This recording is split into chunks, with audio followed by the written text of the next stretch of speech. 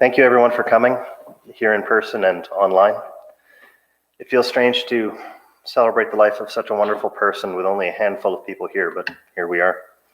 Times being what they are, I'm glad we were able to have others join us, if even from a distance. We're here today to mourn the loss and celebrate the life of Elizabeth Connor. I feel strange saying her name like that because she has always been, to her very core, Mom. I've had a hard time of thinking what I could say because in so many ways I haven't had time to think about what all that I've lost. And I never expected that we would need to do this so soon. I'm not the one to tell you about her life before I was born. I can just tell you what I remember. And it just so happens that the first memory that I have is of Mom. It was on the morning of my 3rd birthday, and I walked into our home in Holland Landing, and she greeted me with a big smile and a big "Good morning!" And I remember being a little surprised and taken aback at how excited she was, and I was confused. She saw how confused I was, and she said, "It's your birthday!" And I realized that I had forgotten that it was my birthday that day. That's the very first memory of my life. So many times I got to hear her say good morning to me, and every time I came home, she would greet me with the same joy, enthusiasm, and love, just happy to see me. And when she said, "I love you," you knew she meant it every time. Mom refused to be defined by her problems and never let her physical limitations stop her from doing whatever she wanted. You could call it determination or resolve, but I think sheer stubbornness would be more accurate. Mom dedicated her life to children, especially those that could have been written off or ignored by others. She not only saw the potential, but the essential humanity of each and every child. She gave so much of herself to others, sometimes far more than was good for her. And there were no children that she gave more to than Ryan and I. She exposed us early to the wonders and possibilities of the world by taking us to plays, science centers, museums, concerts, and anything she thought could expand our horizons. She supported and encouraged us to find what interested us and gave so much of her time driving us to one class or another. She raised us to be independent and think for ourselves, and was willing to try creative approaches for dealing with us when we were acting up or not getting along. On one occasion, she wanted us to stop arguing and forgive each other, so she sat us down in chairs facing each other, sitting across the room, and told us we couldn't leave until the other one said we were free to go. She wanted us to forgive each other and play together. Well, after a few minutes of frustration, Ryan told me I could go. And since we had been arguing about who got to play the Nintendo, I took this as an opportunity and went straight back downstairs, leaving Ryan fuming in his chair.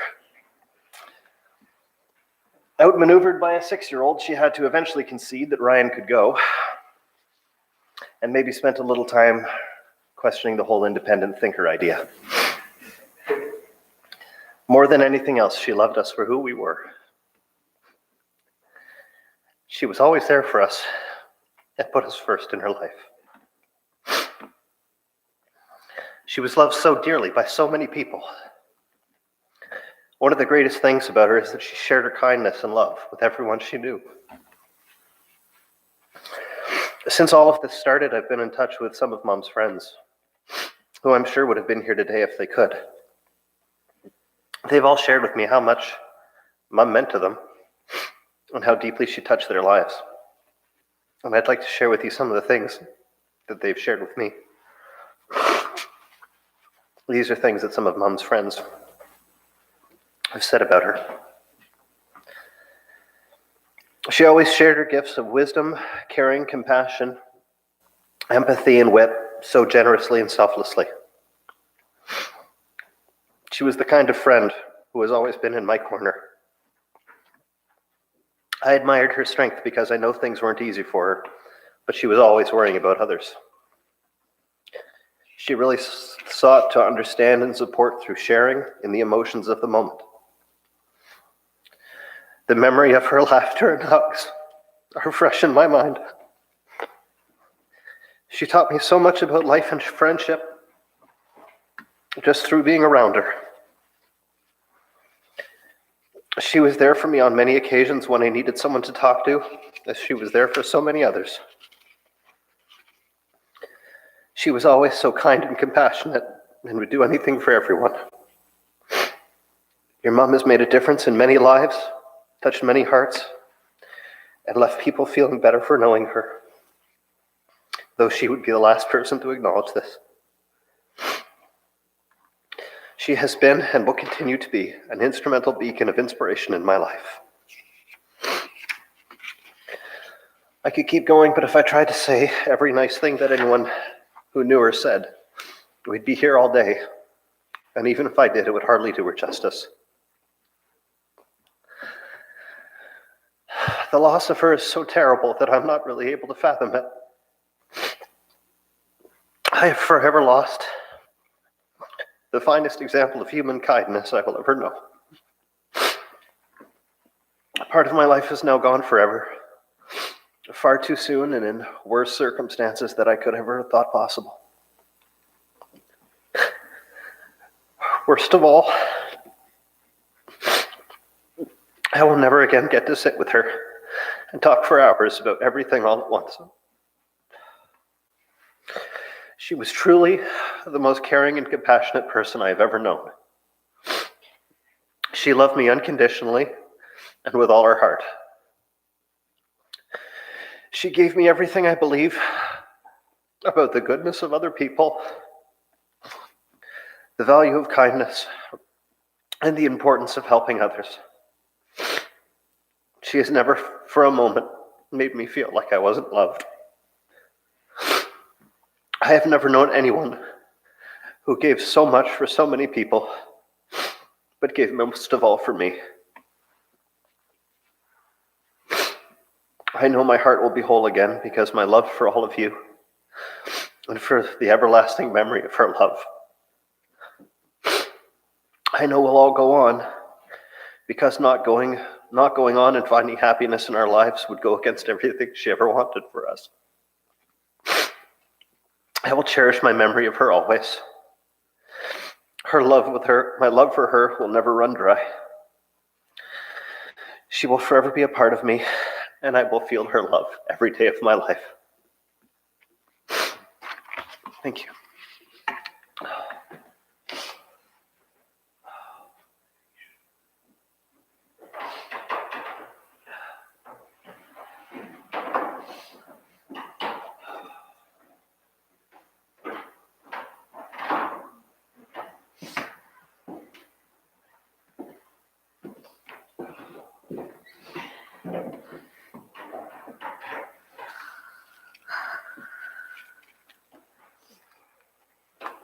When the email came in from Ryan listing the order we would speak in, my first thought was, well, that's not right.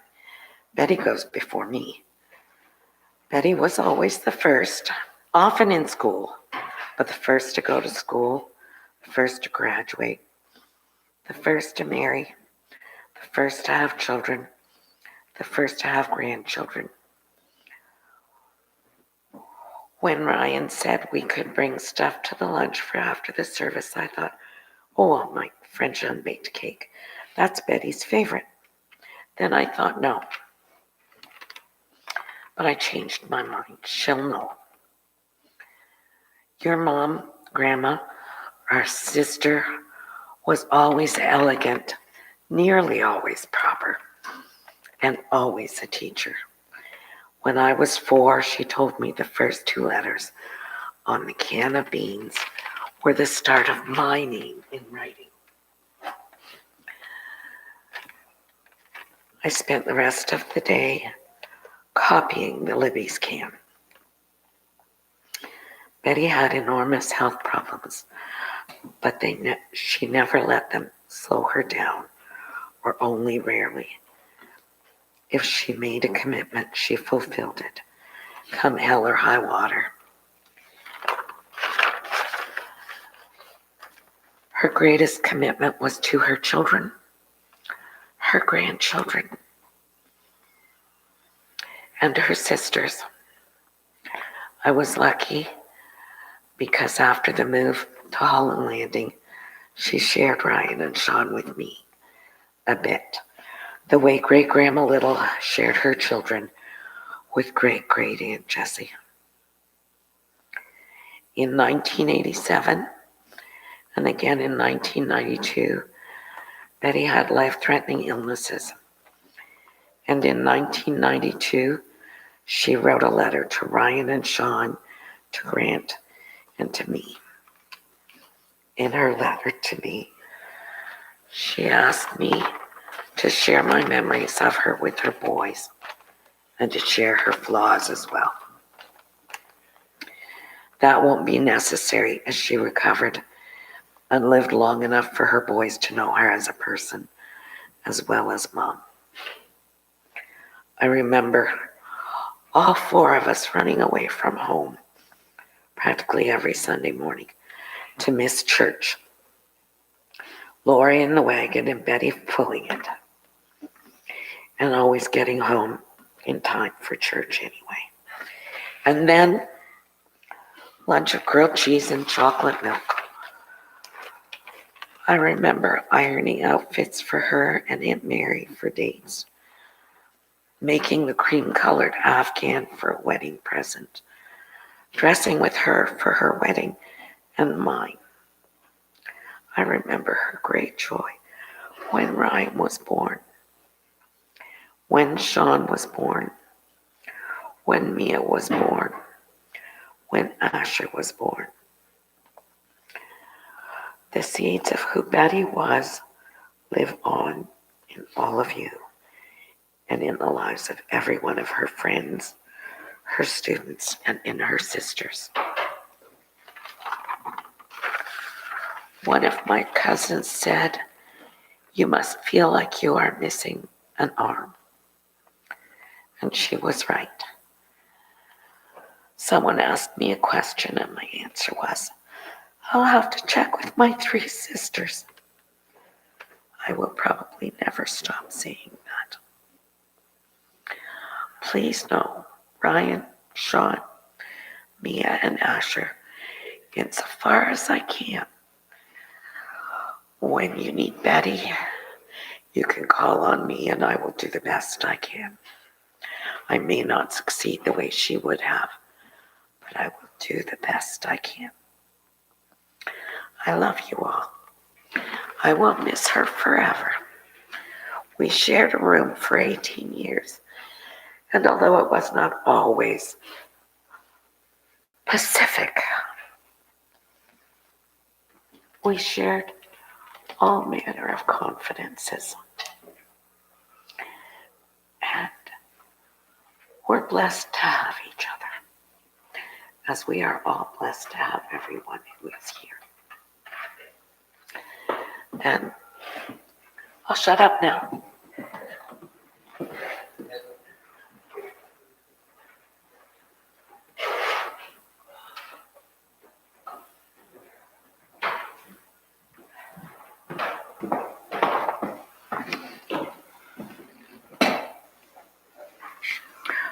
There'll be the odd repeat.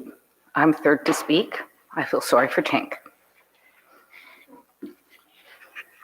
Thanks, Sean and Ryan, for giving me this opportunity to share about your mom and my sister.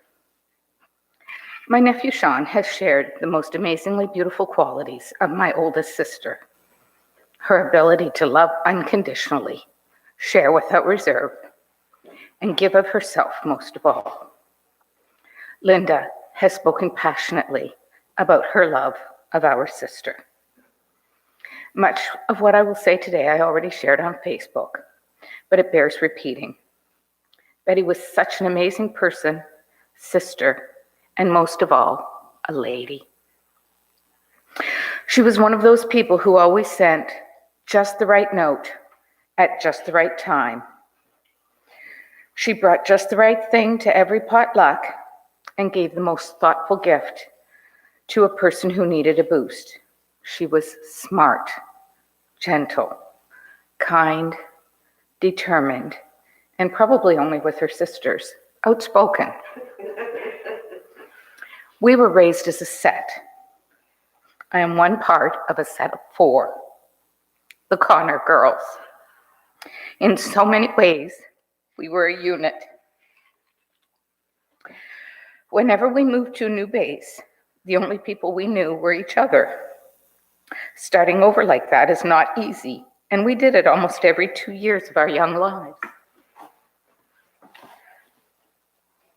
New country, new province, new home, new school, new friends, but always we had each other. Betty came to teaching in her 30s, later than some. She took her final exam while recovering from extreme surgery on her feet. She graduated with honors. Whether it was boys' books and basketball, and she was so proud of that, or getting one of her students to learn even a small something, she cared deeply about each of her students and their progress through their schooling, not just her year with them. She spoke at school conferences as a resource, and I know that wouldn't have been easy for her. Her devotion as a caring educator was part of her fundamental makeup. While not outgoing, Betty was generous with her time and smiles. We know from a beautiful letter written to her from a coworker, Val, that her classroom was the place to stop, share, have a coffee and a sweet, and get support. Whether sharing troubles, getting a boost, or just chatting, her classroom was a safe haven. I'd like to thank Val for allowing Sean to read her letter to both us and Betty. It gave us a greater insight to that portion of her life. She loved her sons and grandkids, most of all. So proud of each of you for who you are. Betty had so many plans for things to do in her retirement. I know that time with her family would have been first on the list. Betty loved to travel, see art galleries, visit museums. This was something she could enjoy globally while she was married to a pilot with travel benefits. I believe her next trip was to Ireland with her very good friend Carrie. Betty had few but terrific friends. She was creative in all things. Her handwriting was art. She painted, she sewed, knit, did almost all crafts. Her cakes were legendary. She loved to decorate with her typical flair. She always wanted to try something new or perfect something she was learning. While she had no shortage of struggles, which she bore with her own grace and style, her pain with rheumatoid arthritis began when she was only 16 and worsened through her life. I don't think I ever heard her whine or complain about this. Though I know she was sad she could no longer indulge with cute shoes. Hey, I understand that completely. When her boys were young teens, she became a single mother, and again, did this with style, always putting her boys first. Betty would always greet people with that beautiful smile, welcoming, "Hi, great to see you. How are you?" And then she would wait for your reply because she really did care how you were. I will miss my oldest sister every day as I would miss a limb, for that's what she was, a part of me. Always there, always willing to do what was needed, a part of who I am.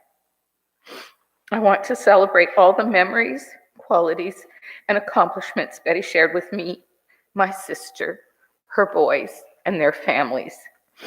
She was special and gone too soon. C.S. Lewis wrote, "Her absence is like the sky spread over everything." She is loved. She will be missed. Thank you. My sister Tink will speak next.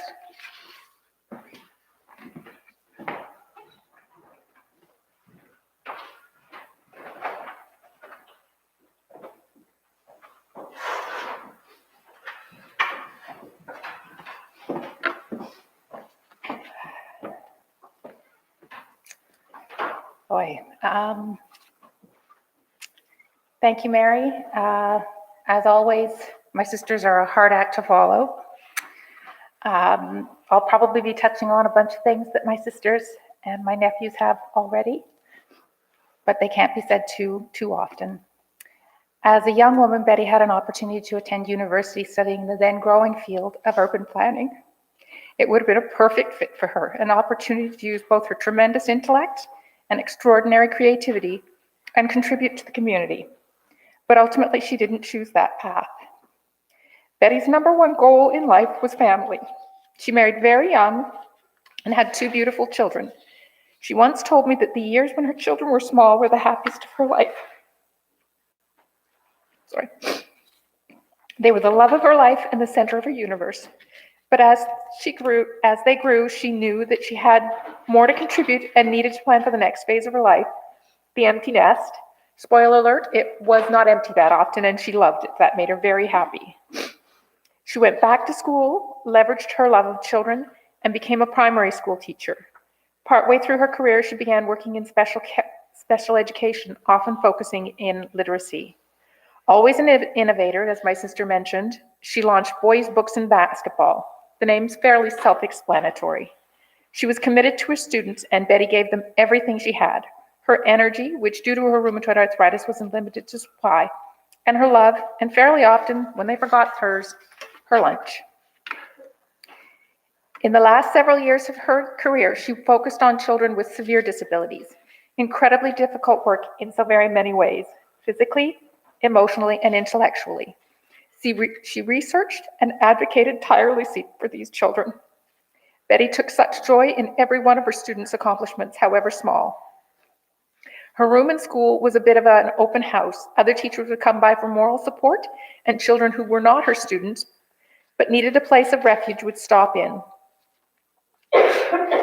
Betty was an extraordinary teacher and impacted a great many colleagues and students, and probably significantly changed the trajectory of quite a few children's lives. No one remembers who won the Oscar, but most people remember their favorite teacher. Betty loved her job, but was so very much looking forward to retirement, filled with family and travel and friends. She loved to read, and history one of her favorites. She loved to be informed. We always shared the most interesting conversations about ideas and concepts. But most of all, she loved her family. Her boys, their wives, and her grandchildren, her sisters and nieces and nephews. My heart is broken for her loss and for my own. I thought we would share our retirement going to movies and lunch and just enjoying the relaxed relationship that you only ever have with siblings. Betty endured these past few years with such courage and tenacity, without an ounce of bitterness or anger. COVID certainly added a new level of misery. Siblings are the keepers of the stories and the secrets of our youth. A lost sister is like missing a piece of the remainder of our lives. Betty was loved, admired, and will be terribly missed. I love you endlessly. Thank you.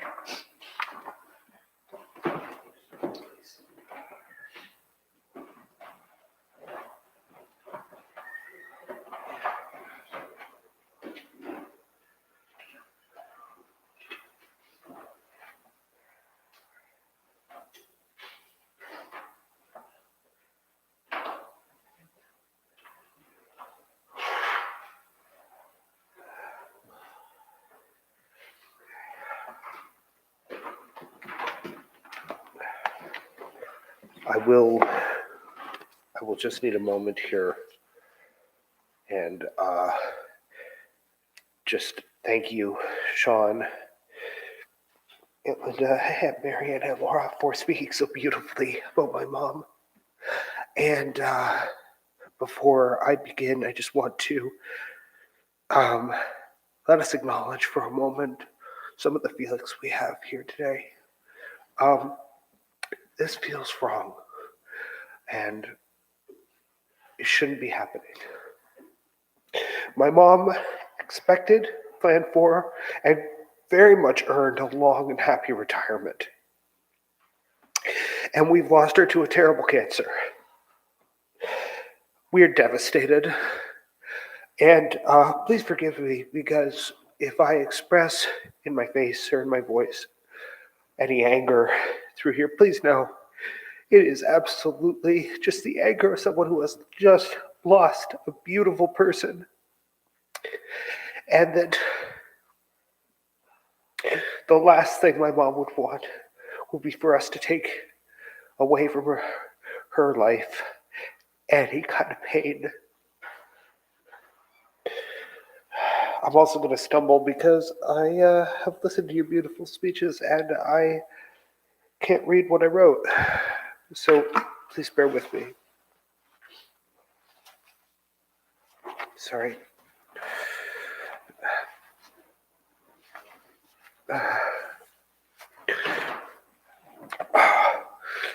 So for all the depth of intensity that my mom brought to her emotional life, she would not give in to despair. So while we're sad, and rightly so, I want to talk about what Mom gave us and what she taught us, what she sends us with into our future. Mom nurtured the people she loved in every way she could, and so she would want this to be a hopeful and instructive time, at least in some way. So who could ask for a better teacher than Mrs. Connor, or a better friend and sister than Betty, or a better mom, or a better grandma? Nobody. We mourn because we've lost someone who wasn't just close to us, but such a support, such an encouragement, such a giving and kind person. But more than feeling sad, we have to be grateful, so grateful for having Mom as a part of our lives. Some people focus and try to do good through their work, and some people try to focus and do good with their family, and my mom did both. As a teacher, Mom charted a course, as she said, to children in need and to needier and needier children, and children that presented tremendous challenges to their educators in different ways. From, the tough boy basketball players to children with police reports on their names, to children whose achievements could be only the tiniest improvements in their lives and tiniest improvements in how they could be cared for. Mom did the kind of work that makes people say, I could never do that. And they're right. As a grandparent, my mom absolutely poured her love into Mia and Lily, Leo, Asher. And she rolled with Asher's changes, and she thrilled at Mia's flourishing.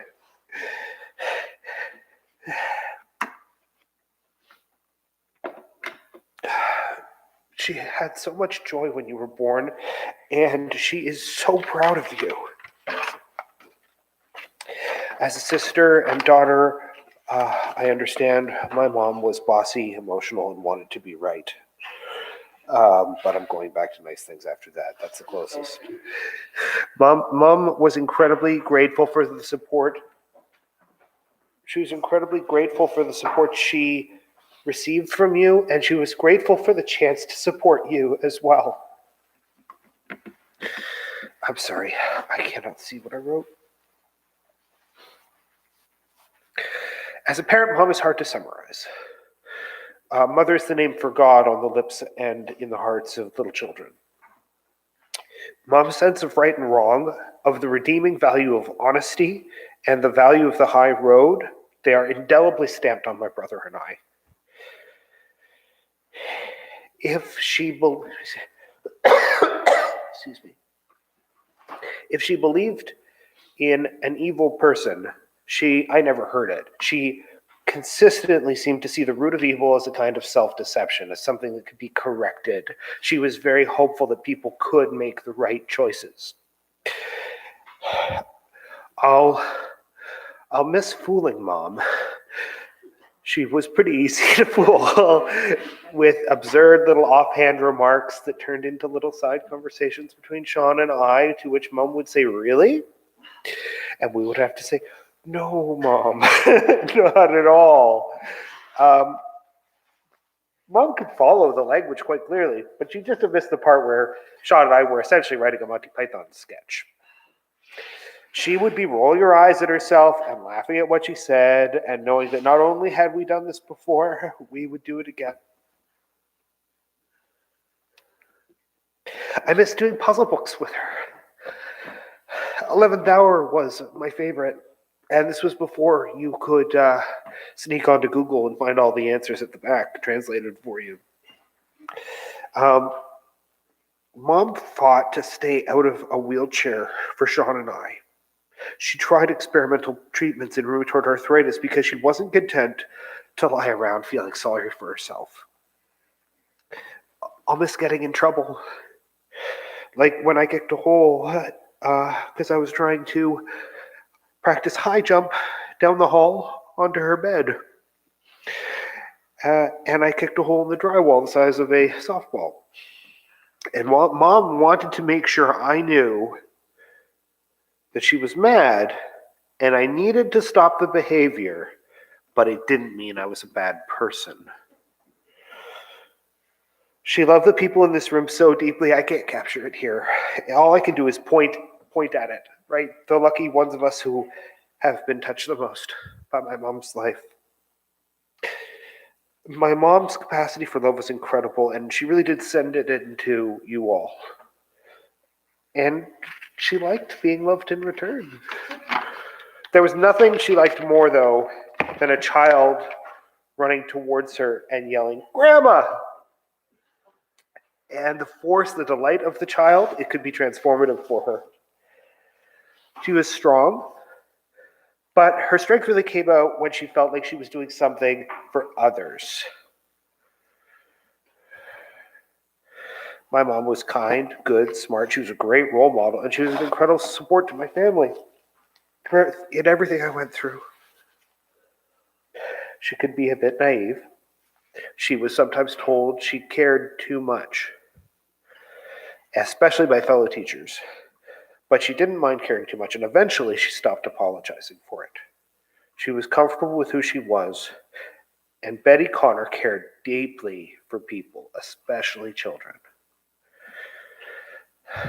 Let's hope that our optimism can make us a bit naive, because it's better to try and keep trying to make things better. That's a way you can live. Mom's example is that you can care about others and make that the central piece of your life. Now, sorry, I have a little more.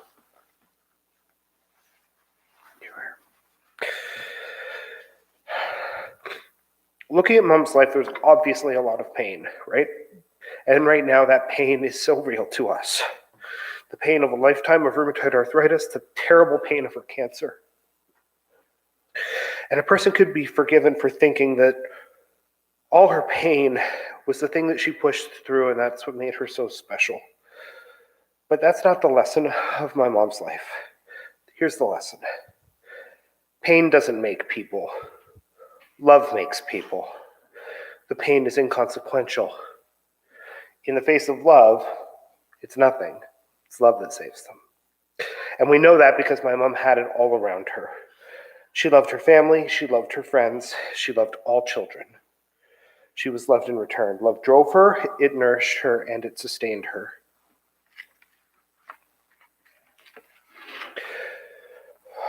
As we go out of here, the love my mom gave us, her hopes for us, her lessons and gifts of kindness and encouragement Take that with you.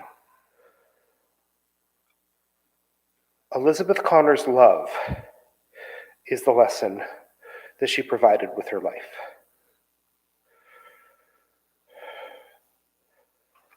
That's what I needed to say about my mom.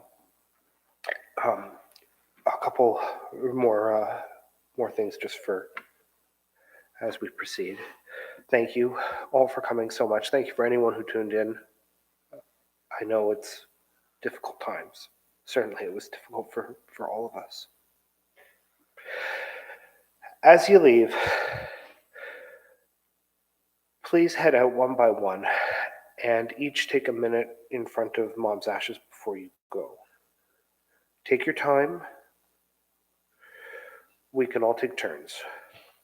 I'll ask Alicia to go first because then you can wait outside and sort of catch the kids as they come out. Take your time. Please take a few minutes with Mom's ashes before you go. We can go in any order from there. Just go when you're ready. Sean and I will be the last, and we will meet you outside before proceeding to 561 Rourke. Thank you all.